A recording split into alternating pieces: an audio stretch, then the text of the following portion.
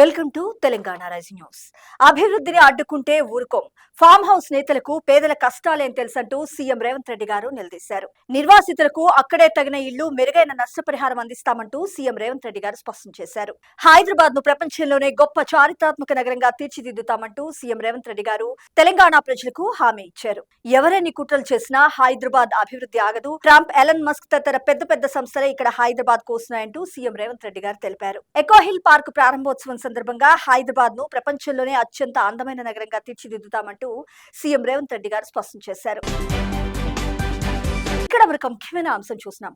చెప్పులు కుట్టే జాతి రాజ్యాన్ని ఏలాలంటూ సీఎం రేవంత్ రెడ్డి గారు ఆకాంక్షించారు. వర్గీకరణలో న్యాయం ఉంది, మిత్రధర్మానికి కట్టుబడి ఉన్నా నేనెప్పుడూ బలహీన పక్షానే ఉంటానంటూ సీఎం రేవంత్ రెడ్డి గారు తెలిపారు. వర్గీకరణ చేసిన తొలి రాష్ట్రంగా తెలంగాణ నిలిచిందంటూ సీఎం రేవంత్ రెడ్డి గారు వెల్లడించారు. ఎన్ని రాజకీయ ఒత్తిళ్లొచ్చినా మాదిగ సోదరుల కోసం తాను అండగా నిలబడ్డానంటూ పేర్కొన్నారు. ఇక్కడ మరొక ముఖ్యమైన అంశం చూస్తున్నాం.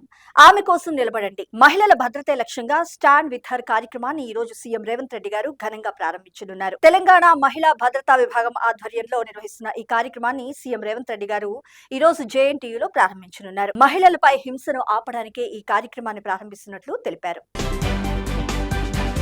ఇక్కడ మనకు ముఖ్యమైన అంశం చూస్తున్నాం.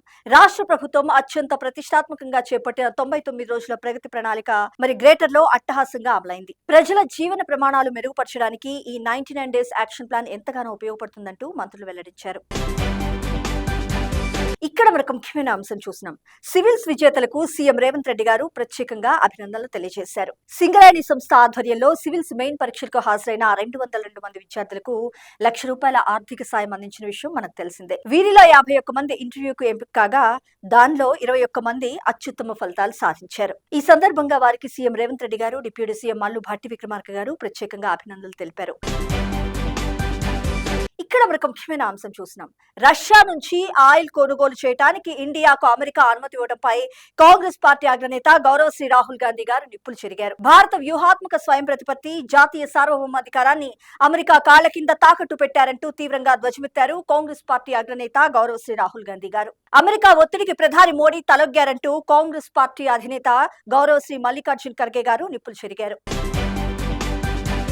ఇక్కడ మరొక ముఖ్యమైన అంశం చూస్తున్నాం. సింగూరు డ్యాం కింద పంట విరామం ఉండొద్దని, ఒకే సీజన్ లో మరమ్మతులు పూర్తయ్యేలా గుత్తేదారు చర్యలు చేపట్టాలని మంత్రి ఉత్తమ్ కుమార్ రెడ్డి గారు స్పష్టం చేశారు. ఈ ప్రాజెక్టుకు ఏటా 67 టీఎంసీల నీటి సరఫరా జరుగుతుంది. ఈ ఆనకట్టను పటిష్టం చేసే వరకు ప్రమాదకరమైన ఆపరేషన్ నిర్వహించవద్దంటూ సూచించారు మంత్రి ఉత్తమ్ కుమార్ రెడ్డి గారు.